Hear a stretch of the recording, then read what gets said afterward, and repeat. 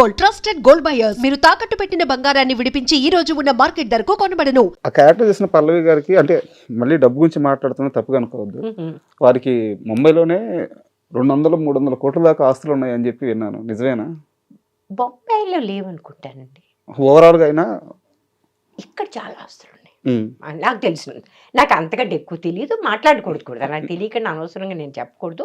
But she is got good కదా, విన్నాను, అందుకని అడిగాను మేడం. ఇంకా she's been very smart and intelligent. వాళ్ళ ఫాదర్ మా నాన్నగారు కూడా నా కోసం ఏదో పాపం తాపత్రయపడ్డారు.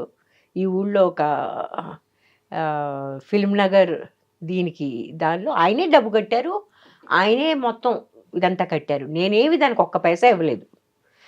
అది నేను ఇల్లు కడదామని చూస్తే నాకు ఎట్లా కట్టాలో చేత కాలేదు. వచ్చాను, పెద్ద భూమి పూజన చేయించాను, నానా ఆడాడు పెట్టాను. ఆ టైంలో ఒక 40-50 లక్షలు అవుతుంది అక్కడ ఇల్లు కట్టాలి అంటే అనుకున్నాను. ఓకే, 40-50 లక్షలు పెట్టి ఆ ఇల్లు కట్టి ఏం చేయాలి దాన్ని? నాకు అర్థం కాలే. ఇంకొకరు చంద్రమోహన్ గారు లాంటి వాళ్ళు, వాస్తు దరిద్రంగా ఉంది, అక్కడ నువ్వు ఇల్లు కట్టదు, ఆయన ఒకటి. నాగార్జున గారు చూసి ఎంత మంచి సైటు, అక్కడి నుంచి గోల్కొండ కనిపిస్తుంది నీకు. ఆయన ఈ రకమైన ఇవన్నీ చూసేసరికి ఈ లోపల ఎవరో వచ్చి ఆక్రమించుకుంటారని వచ్చింది.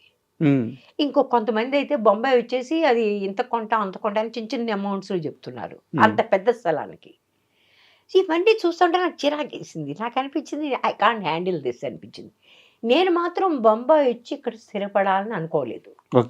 కారణం ఏంటంటే ఆ ప్రదేశం ఉంది, అక్కడ నా పక్కనేమో చిరంజీవి గారు, ఇటువైపు ఏమో అజరుద్దీన్, ఇటువైపు ఫలానా, ఇటువైపు అందరూ మెగా స్టార్స్.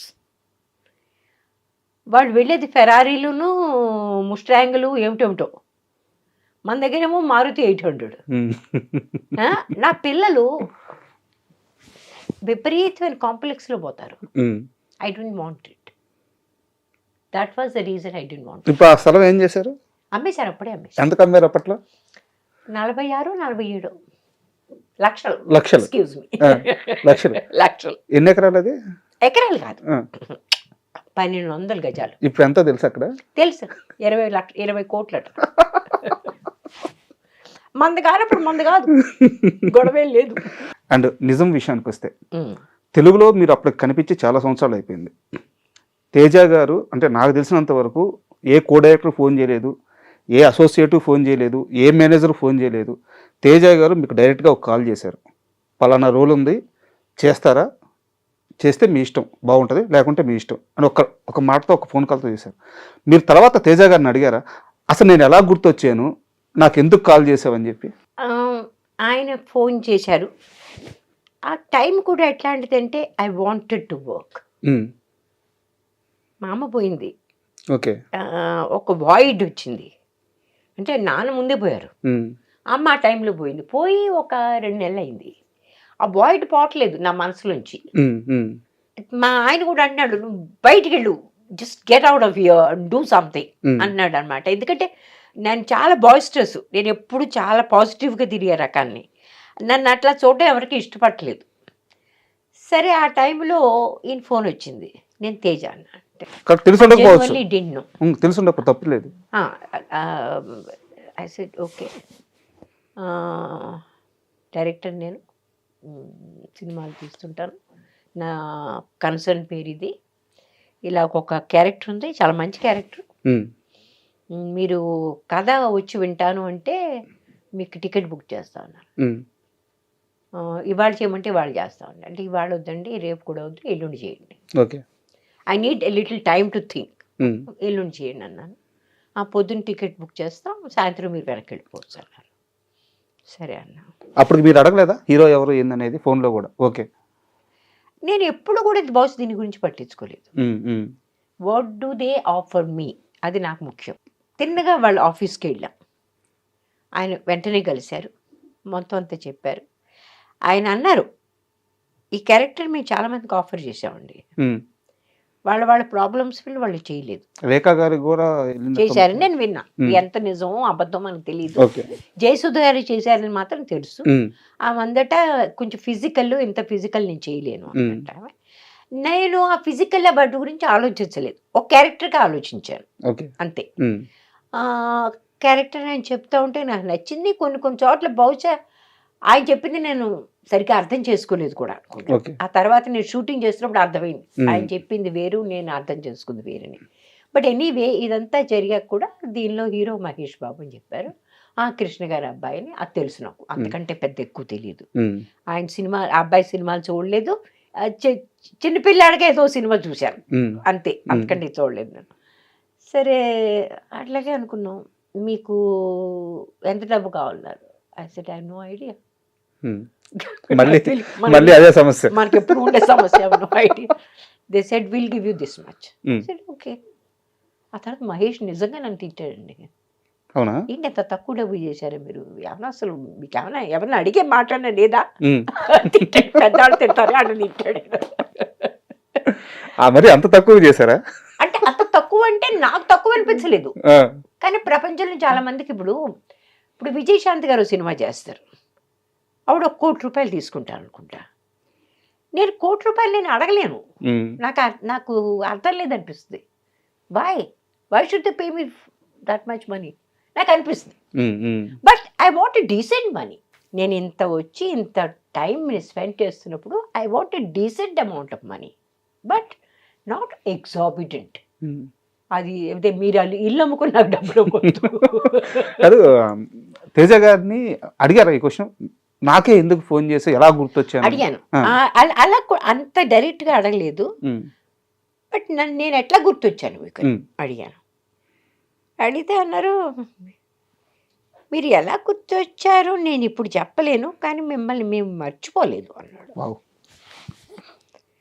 అంటే ఏ రకంగా అంటేను, మీకు తెలుసా సీతామహాలక్ష్మి క్యాసెట్ పెట్టుకుని మేము చూస్తూ రంగీలా స్క్రిప్ట్ రాసాం అని చెప్పాడు. చెప్తే అసలు వావ్, నేను రంగీలా సినిమా చూడలే, అప్పుడు నాకు కథ తెలుసు. బట్ మీరు ముంబైలో ఉంటారు కాబట్టి ఆ సినిమా ఎంత పెద్ద హిట్, అదే కాకుండా ఆమీర్ ఖాన్ ఇట్లా టపోరీ టైప్ అని ఇవన్నీ అవన్నీ తెలుసు మొత్తం. ఇట్ మేక్ సెన్స్ కదా, సీతామహాలక్ష్మి కదే టోటలీ అదంతా తీసుకెళ్ళి అర్బన్ అట్మాస్ఫియర్లో తీశారు అది. So I said oh nice, thank you for remembering me. I said I'm happy. And frankly shooting చేస్తున్నంత కాలం నా మీద కామెంట్ చేస్తూనే ఉండేవాళ్ళు వీళ్ళిద్దరూ. మహేష్ గారు కూడా, మన తను కూడా. నేను డైలాగ్స్ నాకు నోటికి బాగా కంఫర్టబుల్గా అయ్యేంత వరకు నేను చెప్పను. నేను బాగా కంఫర్టబుల్ ఫీల్ అవ్వాలి, అంతవరకు ఎన్నిసరే రీటేకులు నాకు నేనే చేసేసుకుంటా. కటే అంటాను, మళ్ళీ మొదలు పెడతా.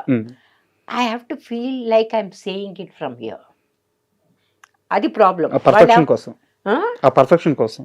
నాకు అది ఫీల్ అవ్వాలి, ఆ ఫీల్ అవ్వడం చాలా ముఖ్యం. ఆ టైంలో నేను రామేశ్వరుని కాదు, ఆ క్యారెక్టర్ని అలా ఆ రకంగా ఫీల్ అవ్వాలి నేను. అది నా మీద వీడు విక్రించేవాళ్ళు, ఈవిడు మళ్ళీ మర్చిపోద్ది, వాడు మర్చిపోతుంది అనుకునేవాళ్ళు వీడు. But I have a different problem, అది అర్థం కాలేదు.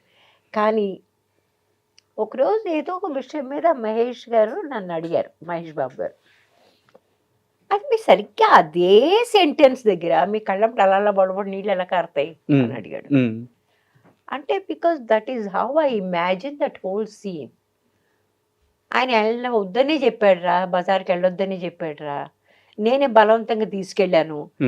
అవన్నీ I go through that whole thing and exactly at that time tears come. అది ఒక 5-6 టేకులు అయ్యాయి, ప్రతి టేకులో అదే టైంలో నాకు టీయర్స్ వచ్చేవారు. ఎక్కడ జైలు షాట్, జైలుకి లోపలికి తీసుకెళ్తామని చూసారు ఆ టైంలో. ఓ మై గాడ్, అతను నిజంగా హీ లైక్డ్ ఇట్, తనకి చాలా నచ్చింది ఆ విషయం. యాజ్ అన్ యాక్టర్ చాలా మంచి యాక్టర్ అతను. ఆ మంచి యాక్టర్కి ఇట్లాంటి విషయాలు నచ్చుతాయి, నచ్చాడు. అట్లాగే నేను సినిమా పూర్తయ్యాక సినిమాల్లో కూడా చాలాసార్లు తేజ అనేవాడు, మీకు తెలుసా ఈ సినిమా అయ్యాక అసలు మీకు ఖాళీ ఉండదు, మిమ్మల్ని ప్రతి వాళ్ళు అడుగుతారు సినిమాలు చేయమని, మీరు చాలా పాపులర్ అయిపోతారు. తమాషా ఏంటంటే మిగిలిన వాళ్ళు ఎలాగో అడగలేదు, ఆయన కూడా అడగలేదు. సో అందరూ చెప్పేది అంత నిజం కాపోదు. అప్పుడప్పుడు అంటే ఆయన అడగకపోవడానికి ఒక రీజన్ ఉండొచ్చు మేడం. నేను ఆల్రెడీ చేశాను కాబట్టి రిపీట్నెస్ వస్తుందేమో అని చెప్పేసి ఒక మదర్ క్యారెక్టర్ పెట్టినా కానీ. కానీ ఒకటండి, సంభవ్ నాతో పనిచేసిన ఏ డైరెక్టర్ కూడా నన్ను రిపీట్ చేయలేదు చాలా వరకు. ఇది కొంచెం ఆలోచించాల్సిన విషయం. అది కదా, అది నా ప్రాబ్లం అయ్యి ఉంటుంది బహుశా. Except my first time director. First time director కాదు, 2-3. నిజం లాంటి పెద్ద సక్సెస్ తర్వాత అంత మంచి క్యారెక్టర్ చేసిన తర్వాత కూడా తెలుగులో ఎందుకు అవకాశాలు రాలేదు? తెలీదండి. ఎప్పుడన్నా మదన పడ్డారు, ఆలోచించారా? చాలా మంది నన్ను చేశారు, కాంటాక్ట్ చేశారు, అసలు అర్థం లేని రోల్స్కి. ఎందుకు వెనకాల నుంచి ఒక మదర్, ఆ మదర్కి పేరు కూడా లేదు, ఆ మదర్కి ఒక హిస్టరీ ఉందా లేదా, వాడు పుట్టిందో అప్పటికప్పుడే అలా బయటకు వచ్చేసిందో మనకేం అర్థం కాదు. దానికి ఒక నేపథ్యం అంటూ ఏం లేదు. అట్లాంటి క్యారెక్టర్ చేయడంలో అర్థం లేదు కదా. మనం ఒట్టి సినిమాల్లో కనిపించాలని, ఒట్టి డబ్బులు వాళ్ళు ఇచ్చేస్తే తీసుకుని ఇంటికి వెళ్ళిపోవడానికి దీనికి కాదుగా నేను వచ్చింది. What ever I do, it has to have some meaning. అంటే నాకు క్వశ్చన్ ఉంది, అడగొచ్చా? ధైర్యం చేసి అడుగుతున్నాను. చెప్తాను. రామేశ్వర్ గారికి తెలివితేటలు ఎక్కువైపోవడం వల్ల సినిమాలు తక్కువైన అనుకోవచ్చా? వెరీ గుడ్ క్వశ్చన్, ఇంకోసారి అడగండి. మీకు తెలివితేటలు ఎక్కువైపోవడం వల్ల సినిమాలు తక్కువైన అనుకోవచ్చా? Correct, very very aptly put.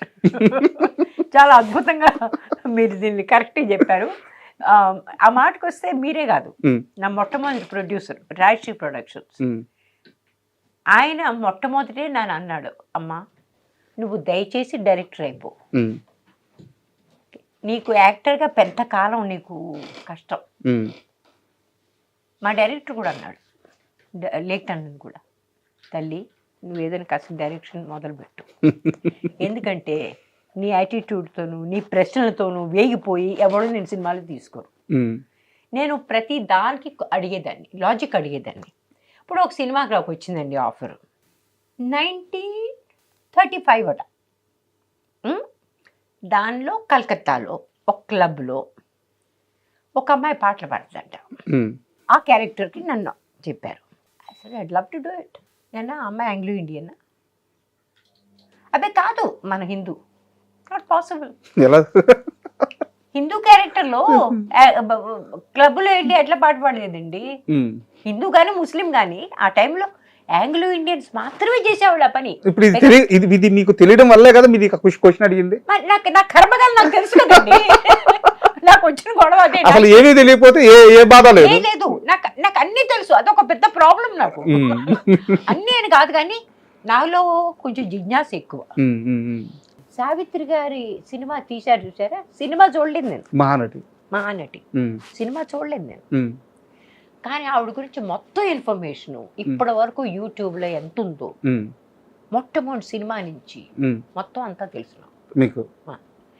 I'm voracious about it. ఒకప్పుడు విపరీతంగా చదివేదాన్ని, ఇప్పుడు చదవడం తక్కువైంది. ఎందుకంటే I have a peripheral visual problem ఉంది. అంటే చిన్న లెటర్స్ నాకు కొంచెం కష్టంగా కనిపిస్తాయి. And for more videos, please subscribe to iDream. Please subscribe to iDream. Please subscribe iDream. And please subscribe to iDream. For more videos, subscribe to iDream.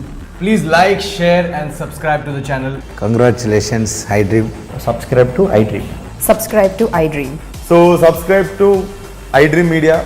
iDream team andarki huge congratulations. Please subscribe iDream Media. Please subscribe to iDream. Subscribe iDream. Please subscribe to iDream. iDream అంటే నా కళల ఛానల్ను subscribe చేసుకున్న నోరు తిరుగుతలేదు, మీరైతే గంట గుర్తు కొట్టండి. For more such videos, please subscribe to iDream.